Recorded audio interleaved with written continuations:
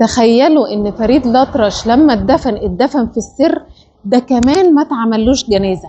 هحكي لكم الحكاية، بس الأول خلينا أقول لكم هنا عاش الفنان والمطرب الجميل فريد الأطرش، شارع من شوارع الدقي على النيل على طول. هو الصراحة ما عاش هنا بس، لا ده العمارة كلها بتاعته بناها سنة 1955، وهو كان عايش في الدور العاشر.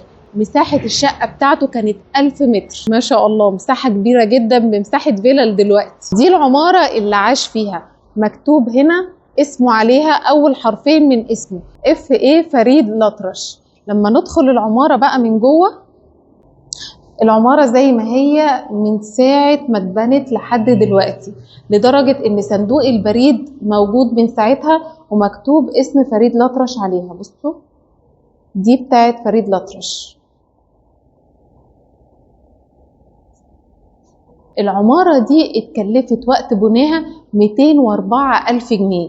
طبعا الرقم ده وقتها من 70 سنة كان رقم عظيم، يعني كان بقيمة دلوقتي 200 مليون 300 مليون، لكن وقتها كانت عمارة فريدة من نوعها على النيل على طول، وكانت واخدة موقع مميز جدا. فريد اللي أسعدنا بفنه وأغانيه كانت حياته مأساوية جدا، من ساعة وفاة والده وهو عايش حياة صعبة. والده توفى وهو عنده 8 سنين. واللي كتير ما يعرفوش ان فريد الأطرش كان من عيلة عريقة جدا في جنوب سوريا بجبل الدروز، وكانت العيلة بتاعته عيلة آل الأطرش. لما الاحتلال الفرنسي وصل سوريا كانوا عايزين ينتقموا من عيلة آل الأطرش خصوصا، وده لان والده كان وطني جدا وكان بيدافع عن الظلم ضد الفرنسيين. فوالدته أخذت فريد وأسمهان وأخوهم وهربت بيهم على مصر، وفريد فضل يشتغل ويكافح سنين كتير جدا لحد ما استقروا وبنوا فيلا في حلوان وقعدوا فيها. لكن للأسف الفيلا دي دلوقتي مهملة ومعمولة مخزن لخردة السيارات.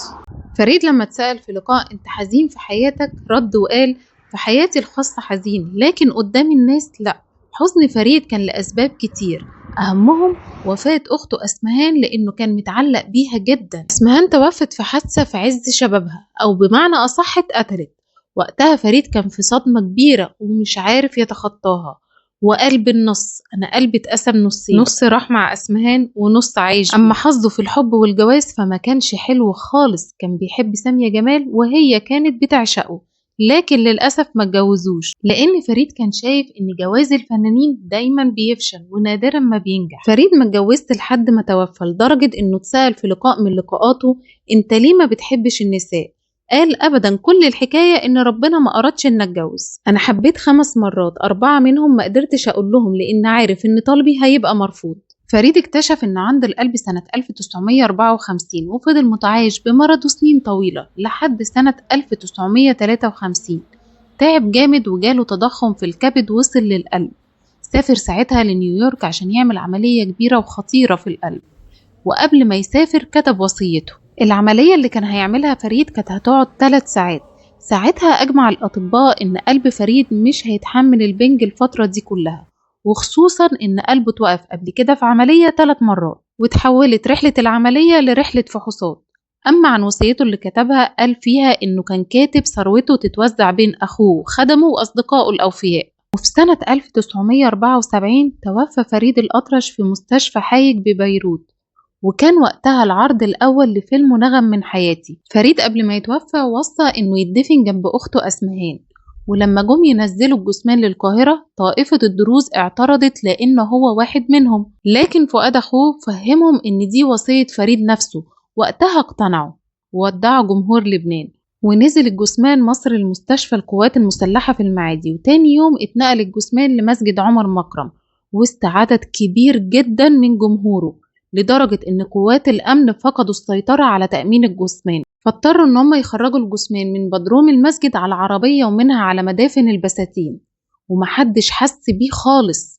علشان كده اتدفن في السر وما تعملوش جنازة. وده مدفن فريد الأطرش وأسمهان وأخوهم فؤاد رحمهم الله.